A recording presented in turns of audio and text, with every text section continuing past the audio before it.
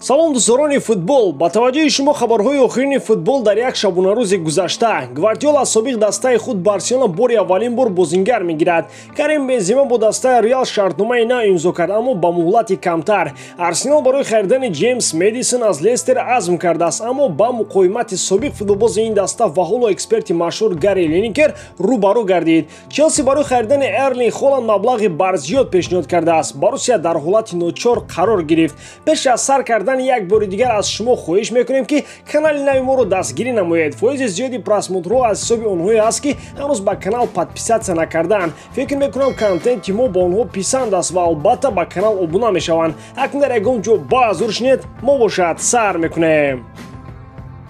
Гвардиола ба Гризман шахсан занг зада ӯро ба Манчестер Сити даъват кардааст. Ин бори аввал мебошад ки мутахассиси испанӣ аз собиқ дастаи худ бозингар ҷалб мекунад. Фаъолияти ӯро дар дастаи бойтарини дунё ба назар гирем. Агар метавонист бозингарони хуби Барсаро ба даст дорад, аммо ин корро накард. Аммо ҳоло худи Барселона ба ин ниёз дорад. Бо сабаби он ки ба мушкилии молӣ дучор гардидааст, бояд дар кӯтоҳтарин муддат тавозуни молиявии худро таъмин намояд. Чанд футболбоз аллакай фурӯхта шуданд, аммо ин пули ночиз аст. Бояд ягон наҳанги калон қурбонӣ карда шавад. Гвардиола дар чунин ҳолат худро ҳамчун наҷотдиҳандаи собиқ дастаи худ ҳисоб мекунад. ҳадафи асосии Сити ҳамлагари Тоттенхем Харри Кейн аст, аммо бо омадани Паратичи ба ҳайси директори варзишӣ дар Лондон боқӣ мондани ӯ эҳтимолияти зиёд дорад. Аз ин хотир ба варианти Гризман рӯ овардаанд. Футболбози француз ба системаи Гвардиола мосту мувофиқ мебошад. Дар ҳимоя кардан ва прессинг хеле фаъол мебошад, аммо агар Барса ӯро аз даст диҳад, бо кӣ боз мекунад? Қаблан хабар нашуд ки Брейтфед ҳам фурӯхта мешавад. Агуэро ба як мавсими пурра омода нест. Дембеле умуман солим нест. Бо ин аҳвол Барса ба як Месси ва Педри ба умед мебандад. Дар рақибгоҳ бошад ба Тер Штеген. Аммо дар Сити Гризман метавонад ба ҳолати аввалаи худ баргардад. ҳатто нишонзани беҳтарини Премер Лига шуданаш мумкин. Барселона дигар илоҷ надорад. Трансфери Каутино ва Дембеле буҷаи дастаро тамом кард. акнун охирини чора рӯи даст гирифта мешавад. Карим Бензема шартномаи худро бо Реал то соли 2023 тамдид кард. Дар аввал дастаи шоҳона ба амлагари 33-солаи худ то соли 2024 шартномаи ҳамкорӣ пешниҳод карда буд, аммо ӯ инро рад намуда фақат ба муҳлати 2 сол қарордод баст. Бензема мехоҳад амин гардад ки дар он вақт ба даста кӯмак кардан метавонад ё ин ки не. ҳолати варзишии худро ба инобат гирифта, ӯ шартномаи нав имзо намуд. баъди рафтани Роналдо, Бензема дар хатти ҳамла ба фигураи асосӣ табдил гардид ва дар мавсими гузашта беҳтарин бомбардири даста шуд. акнун бо рафтани Рамос ӯ лидери якатоз мешавад ва ҳама имкониятро дорад ки аз Раули афсонавиам гузарад.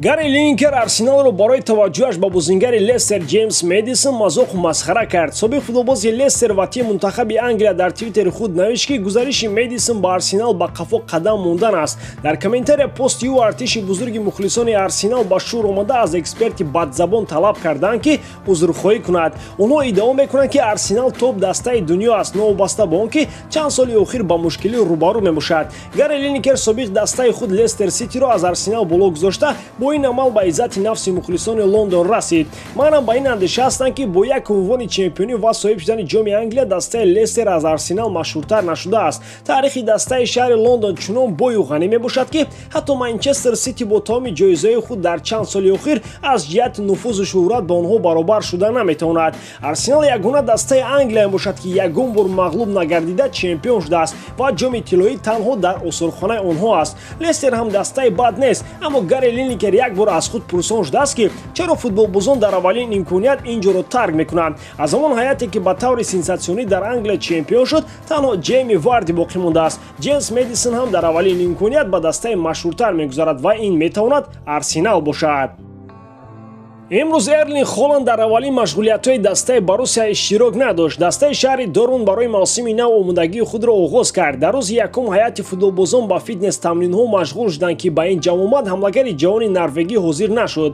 Фабрицио Романо дар саҳифаи твиттери худ навишт ки Боруссия барои як мавсими дигар Холландро дар ҳайаташ нигоҳ доштан мехоҳад, аммо ин кори басу мушкил аст. журналисти машҳур дар бораи сабаби ҳузур надоштани Холланд дар тамринҳои даста аз директори варзишии Боруссия Майкл Цорк пурсон шудааст. посухи ӯ ӯ шӯхиомез мебошад, аммо ҳама гуна ҳазл дар худ як ҳақиқат дорад. Директори варзишии Борусия гуфтааст ки Эрлинг аллакай дар Англия қарор дорад. мо дар видео гузашта гуфта будем ки соҳибмулки Челси миллиардери рус Роман Абрамович барои Эрлинг Холланд 150 миллион ҷудо кардааст. маълум кард ки Борусия ин таклифро рад карда, чун ҳамеша бо роҳи боло бурдани нархи бозингари худ мехоҳад харидоронро гурезонад. аммо Абрамович маблағи барзиёд, яъне 175 миллион пешниҳод карда, ба қавле гуфтааст ки бо пул мезанам, немисо чапа мешаванд. миллиардери рус азми қавӣ дорад ва ба ғайр аз Холланд ягон ҳамлагари дигарро намехоҳад. дар Россия ин мансабдори собиқ бо он айбдор мешавад ки аз ҳисоби нафақаи пиронсолон дар Англия дастаи футбол таъсис додааст ва ҷолиб ин ки Челси ҳам чунин тахаллус дорад. дастаи шаҳри Лондонро